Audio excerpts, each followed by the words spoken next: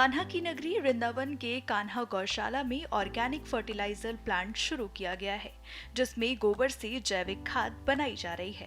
प्रतिदिन इस प्लांट की क्षमता 25 टन है। इस प्लांट को स्थापित किए जाने का उद्देश्य है गोबर से धन अर्जित करना और जैविक खेती को बढ़ावा देना। नगर आयुक्त अनुनय झा ने इसको लेकर जानकारी दी है।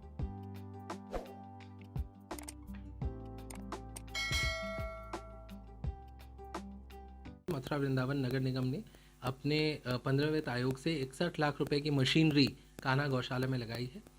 हमारे कान्हा गौशाला में लगभग 2100 गौवंश अभी संरक्षित हैं और क्योंकि मथुरा वृंदावन नगरी गौवंशों की नगरी है, इसलिए इन गौवंशों के जो प्रोडक्ट हैं, जो गोबर है, उससे हम कैसे धन प्रोड्यूस कर पाएँ। गोबर धन का जो कॉन्सेप्ट है माननीय मुख्यमंत्री जी, माननीय प्रधानमंत्री जी का, उसमें हम कैसे कार्य करें। तो इस मशीन के माध्यम से गोबर जो पहले एकदम यूजलेस था, जिसका कोई प्रयोग नहीं होता था, उससे हम ऑर्गेनिक डीएपी की खाद बना रहे हैं, जो कि जैविक खेती को भी बहुत आगे बढ़ाएगा।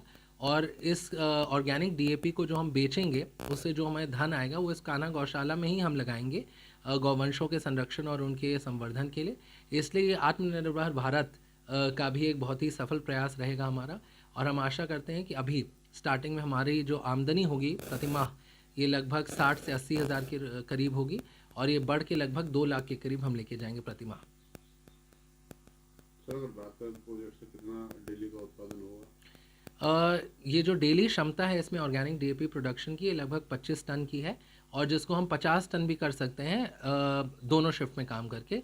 लेकिन अभी हमने एक शिफ्ट में 25 टन की क्षमता का अभी हम यूज़ कर रहे हैं। राज्य सरकार द्वारा वैसे ही गौवंश संरक्षण के लिए 30 रुपये प्रतिदिन के हिसाब से गौवंशों के लिए दिया जाता है। इस धनराशि के अतिरिक्त हमें भी धनराशि मिलेगी, जो उनके हम स्वास्थ्य चेकअप और उनके बेहतरी के लिए यूज़ कर पाएंगे आवारा गौवंशों को, जिनको लोग छोड़ देते हैं।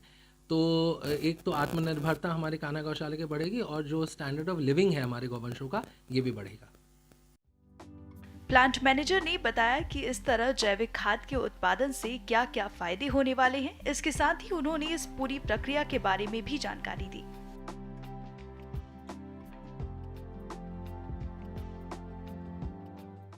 तो 15वें वित्त आयोग में नगर निगम द्वारा 61 लाख रुपए से कार्यदायी संस्था जो संचालन भी करेगी, श्री रमेश चंद चैरिटेबल ट्रस्ट गाजियाबाद को ये प्लांट लगाने की अनुमति दी थी और ये प्लांट अब रेडी है।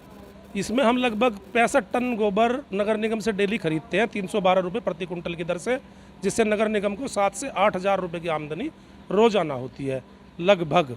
और 25 टन हम जो है जैविक डीएपी का निर्माण करते हैं।